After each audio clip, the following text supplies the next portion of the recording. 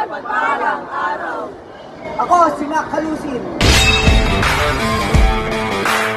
Ako, si San Mark Camalona. Ako, si Christian James Basaon. Ako, si Ako si Iana Beauty Anoreta.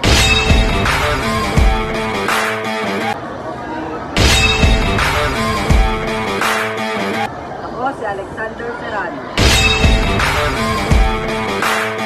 Ako si Mark Lucena.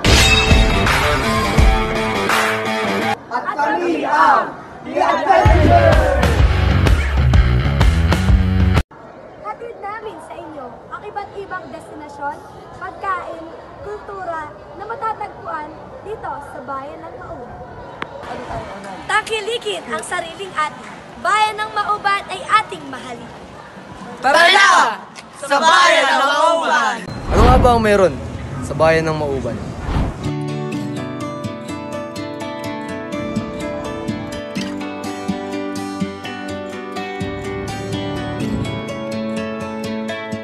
Pero sa anong paraan niya ba nasabing maganda ang Bayan ng Mauban?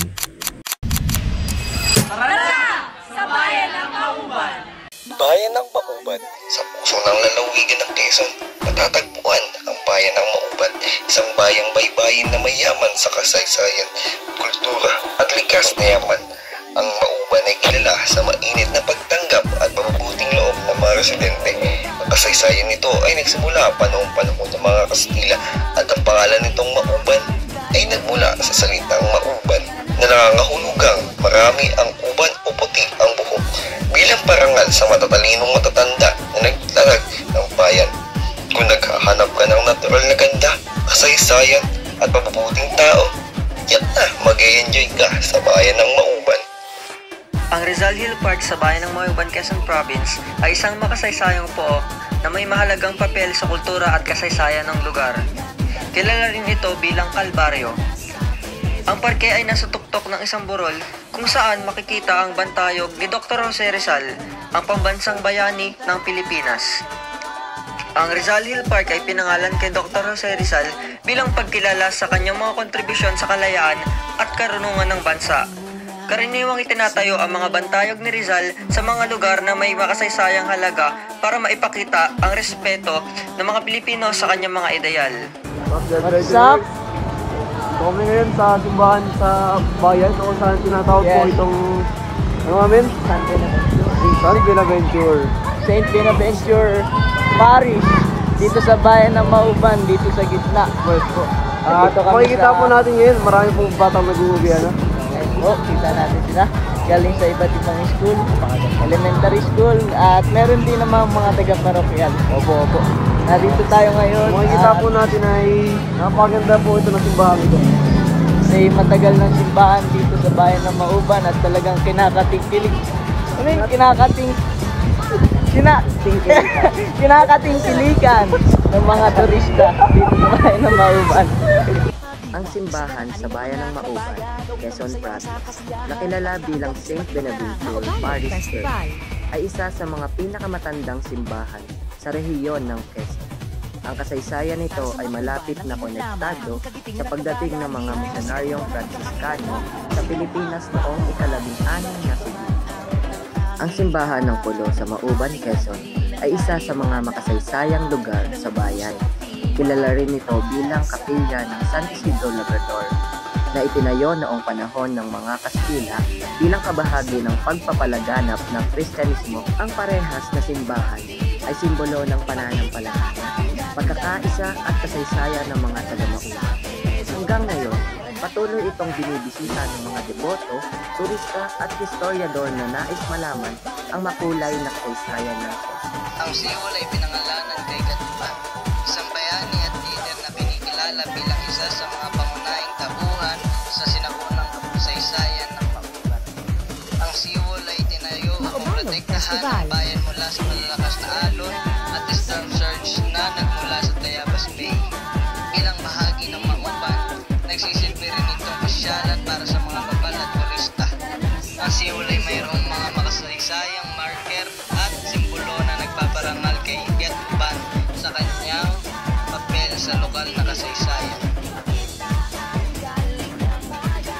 Ang Mauban, Quezon ay isang bayan na kilala sa yaman ng kasaysayan at kultura na makikita sa mga lumang bahay na nanatiling hanggang sa kasulukuyan. Ang mga bahay na ito ay simbolo ng mahabang kasaysayan ng bayan. Ang bayan na ito ay simbolo ng mahabang kasaysayan ng bayan. Mula sa panahon ng mga Kastila hanggang sa mga Amerikano at nagbibigay ng sulyap sa mga kulay na pamumuhay ng mga Maubanin noong unang panahon.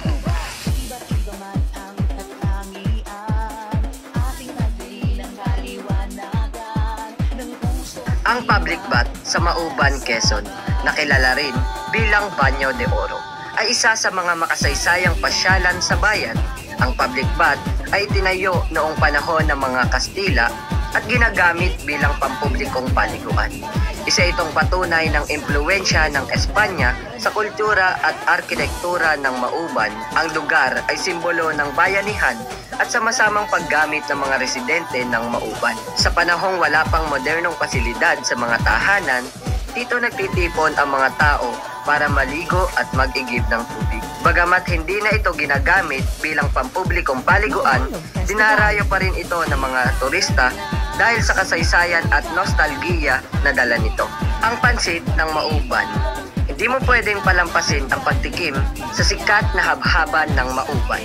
Ang pansit na ito ay niluluto na may espesyal na sausawan at hinahain sa dahon ng saging. Walang kubyertos. Isa itong masarap at kakaibang karanasan na sumasalamin sa pagiging simple at likas na Maubanin. Higit pa dito, maraming pagkain pa ang naririto. Maubanog Festival. Ang pantala sa Mauban ay isang obra ng tao, simbolo ng kasipagan at pag-unlad ng bayan. Perpekto rin ito para sa mga gusto magpahinga habang tanaw ang dagat at bundok.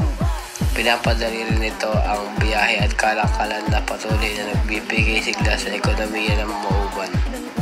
Tara na't tuklasin ang yaman at kasaysayan ng bayang ito.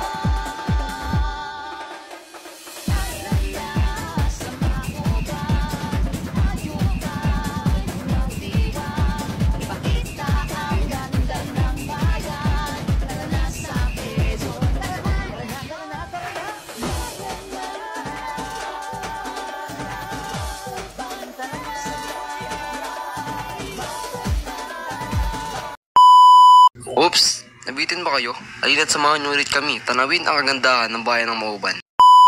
Tumakas na tayo, takasan na natin ang mundo. Magtago papalayo sa mas tahimik at payapang mundo. Umubulong ang hanging amihan at huni ng ibon. Dumudulog at tinatawag na tayo ng bundok.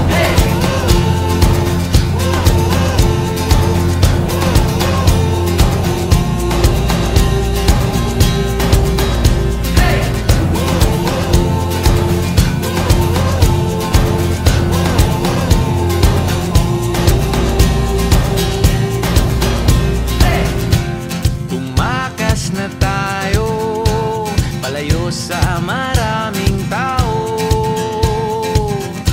Tumiwalay at magtago sa maingay at malabong mundo. Umubulong ang hanging habagat at hampas ng alon. Dumudulog